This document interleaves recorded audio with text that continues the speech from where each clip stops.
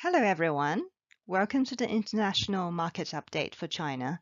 I'm Mandy Wu, the Country Manager for Tourism Australia in China, based in Shanghai. Before I go into the details of sharing what Tourism Australia are doing in China, I would like to share some interesting facts about our country. China has a population of 1.4 billion people, of which less than 1/10 have a passport. It is estimated that 122 million Chinese consumers are now traveling overseas each year.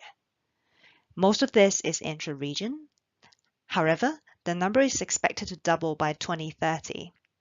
You can therefore imagine the sort of opportunity we have in the China market.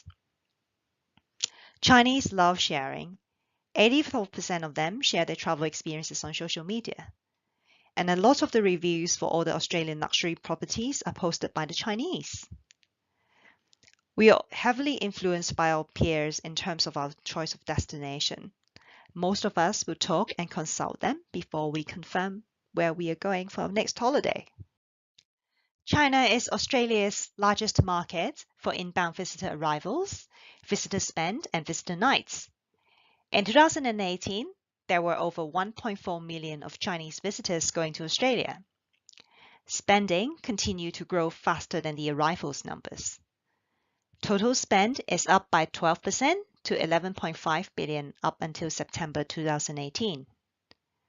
China makes up of about 10% of Australia's total international arrivals and contributed 27% towards the overall spend.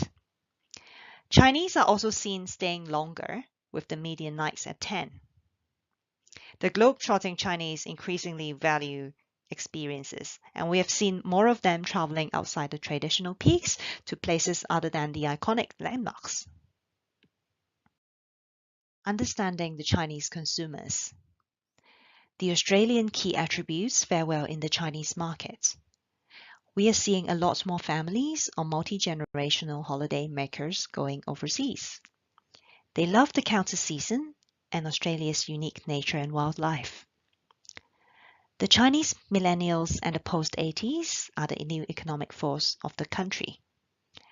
They know how to enjoy the worldly pleasures, appreciate the Australian way of life, and very much like the food and wine offering. China is very big, so an important area of our job in TA here is to target the high-value travelers. We've moved away from looking at demographics and are now doing targeting looking at psychographics, say looking at the travelers' interests and their behavior. In Tourism Australia, we are targeting the high-value travelers with an intention on consideration to visit Australia in the next 12 months. These people are easier to convert, more likely to take a longer trip, visit more places, with more money spent on diversified travel products. The high-value travelers from China that we are targeting tend to travel long haul and out of region on a regular basis.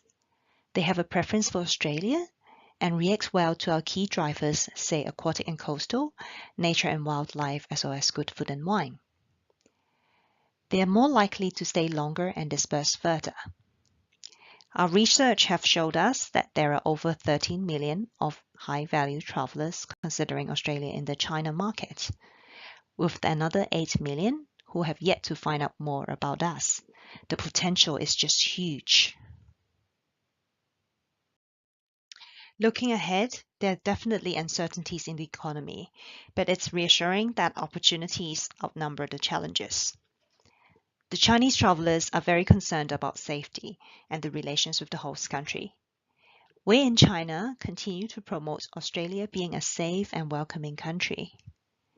Australia is one of the first countries to be granted ADS status, and 2019 will be the year for the 20th anniversary of ADS. We have seen growth in the family and millennial segments who love experiential holidays, and this is definitely good news for Australia.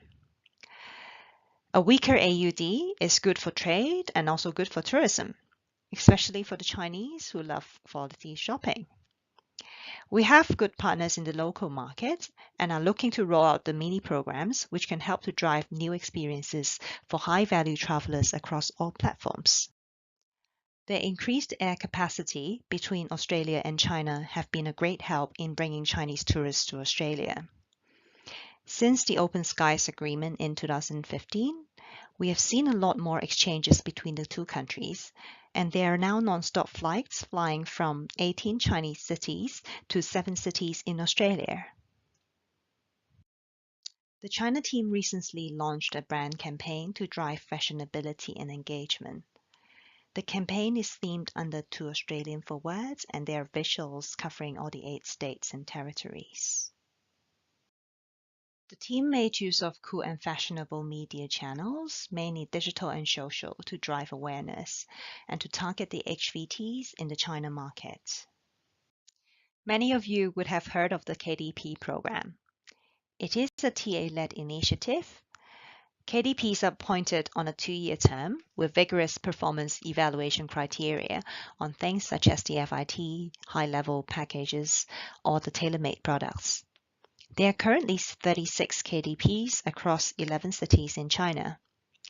We will be doing a program review in 2019 and are looking to widen the distribution channels and expanding the product range. Another 2019 to 2020 focus will be looking at the premium strategy.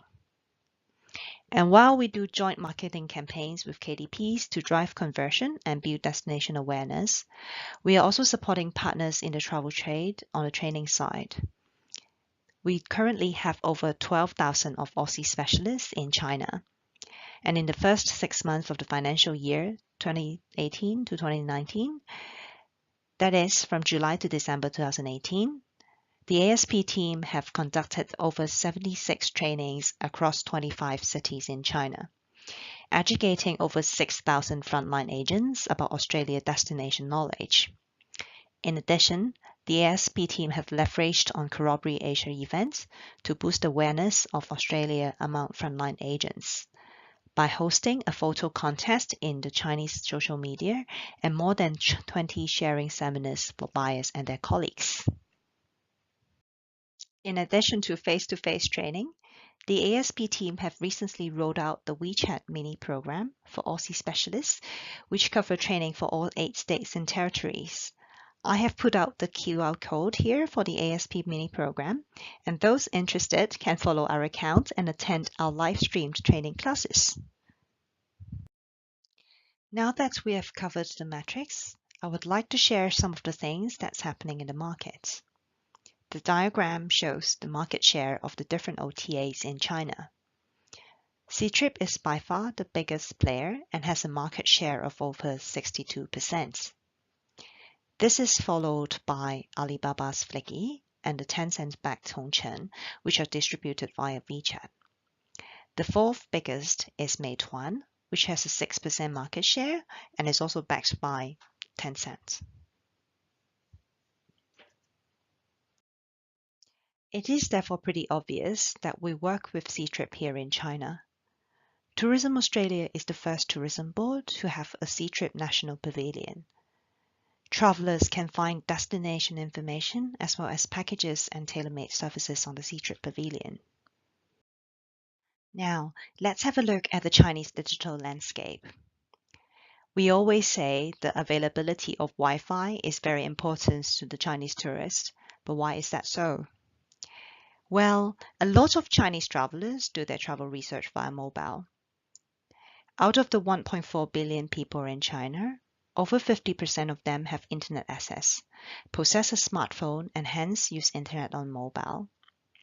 This surely facilitates sharing of information in the social media and the use of mobile payments.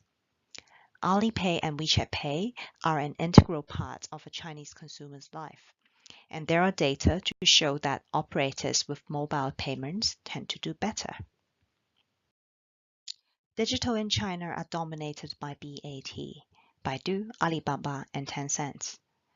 A lot of the apps people use in their daily lives are owned or partly owned by them. And in the travel space, Alibaba has Fliggy and Qiongyu, a popular Yuji site. Tencent has shares in Tongcheng and Mafengwo, who TA work with, while Ctrip, other than having its own flagship site, has shares in Tuniu alongside the HNA Group, that owns Qunar together with Baidu.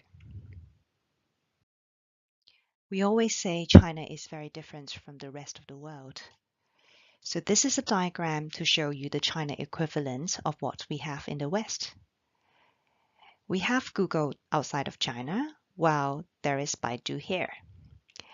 And while you use Uber and Lyft, we use our Didi. Last but not least, I would like to share with you some online resources about China that you might find useful. McKinsey published an article towards the end of last year about Chinese tourists. I'm sharing the link here, but I'm sure you can Google it online. There are also some weekly newsletters that you can subscribe. The Week in China, Jing Daily, and the weekly China Skinny newsletter. Thank you for listening. I hope you find the session useful, and I look forward to meeting you in ATE or during our Australian marketplace in Chengdu later in November. Thank you.